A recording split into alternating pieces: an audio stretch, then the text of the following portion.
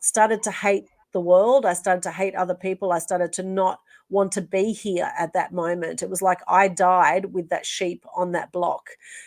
I internalized my anger for many years. My dad said to me, anger is danger. It actually ended up leading to depression for me for many years. And I'd get all my aggression out in table tennis. And then before long, I became very good at table tennis. And I used to write really aggressive poetry. That was another way I got rid of my stress and my anger. My own DNA, I have ancestry that were killed for stepping up and that were running for their life for speaking up. And that's what I help people do now, is I help them step up and speak up. Always like we could always just do that extra bit, you know. And so sometimes it felt for me like no matter how much I did, it wasn't enough. And that was also incredibly stressful.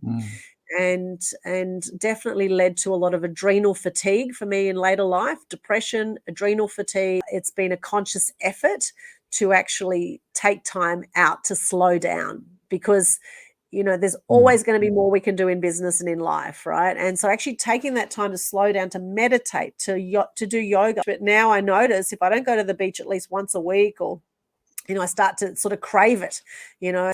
And when you're in a stressed state, then you are limiting how life is going to look for you. You limit opportunities that might come your way. You actually repel people when you're in stress. We actually don't need to be in stress. Watching a lot of negative news and dramas, and, you know, I just thought, oh, life had to be dramatic, otherwise I'm not living life. But I was very much a people pleaser. I was a people pleaser. And when someone was nasty to me, I thought, oh my goodness, what have I done? And geez, how can I just, you know, make sure everyone's happy? And, you know, and the thing is, you'll never be able to make sure everyone's happy, because that's an inside job, right?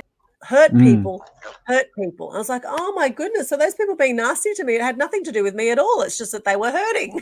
So that if I have any moments of self-doubt or anything that creeps in, I can just pick up the phone and speak with someone who, you know, and get some coaching around that. Because even all coaches need coaches, right? Because firstly, you're noticing that you're stressed, because a lot of people are stressed and they don't notice they're stressed. It's like, you know, it's like they've just got their head buried in the sand and they don't realize their head's buried in the sand. They say we get hit in 3 ways in life. We get hit by a feather, a brick, or a Mack truck. We'll get the lessons, right? When you're stressed, you quite often don't want to release that stress. You hold on to it.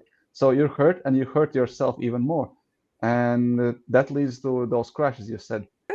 So actually not feeling guilty about having a nap or having some time out to do something for me, actually having those boundaries rather than give. And then what happens is you deplete your energy and you end up drained, giving so much to others and to clients, etc. So now I've learned to fill my own cup up and help others with the overflow.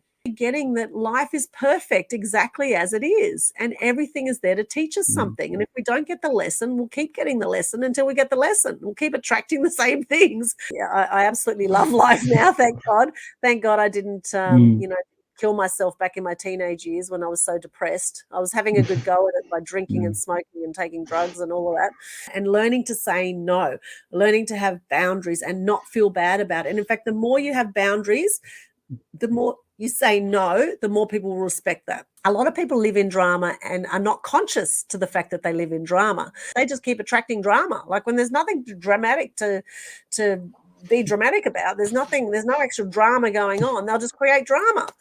In the past, before I did the personal development work, I would stay in drama for months at a time, right? Sometimes 3 months at a time, I'd be in drama. And whereas now I'm able to shift things in a matter of one phone call. You know, it could be something as simple as, you know, noticing I'm angry, letting it out with a girlfriend, just go,